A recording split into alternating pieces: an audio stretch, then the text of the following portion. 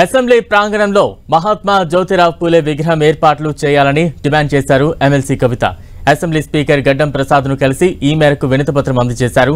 వెనుకబడిన తరగతుల ఆద్యుడు పూలే అని ఆయన విగ్రహాన్ని అసెంబ్లీ ప్రాంగణంలో ఏర్పాటు చేయడం ఎంతో ఆదర్శమని చెప్పారు. ఆయన జయంతి అయిన ఏప్రిల్ 11 నాటికి విగ్రహం ఏర్పాటుపై నిర్ణయం తీసుకోవాలని డిమాండ్ చేశారు.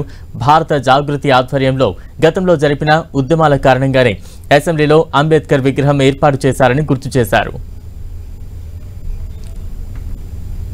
బలహీన వర్గాలకు సమాన రాజకీయ ప్రాతినిధ్యం ఉండాలంటే, వారు ముందుకు రావాలంటే, బలహీన వర్గాలకు మరి ఒక సంఘ సంస్కర్తగా ఉండి భారతదేశ వ్యాప్తంగా అనేక ఉద్యమాలు చేసి భారతదేశంలో ఒక అవేర్నెస్ తీసుకొచ్చినటువంటి గొప్ప సంఘ సంస్కర్త జ్యోతిరావు పూలే గారి విగ్రహం అసెంబ్లీ ఆవరణలో ఉండాలనేటటువంటి అంశంతో ఇవాళ భారత్ జాగృతి తరఫున మన స్పీకర్ గారు సభాపతి గారిని కలిసి వినతి పత్రం ఇవ్వడం జరిగింది.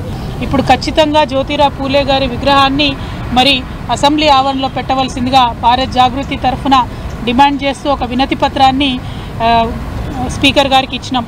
తప్పకుండా ఏప్రిల్ 11వ తారీఖు నాడు పూలే గారి జయంతి ఉంది.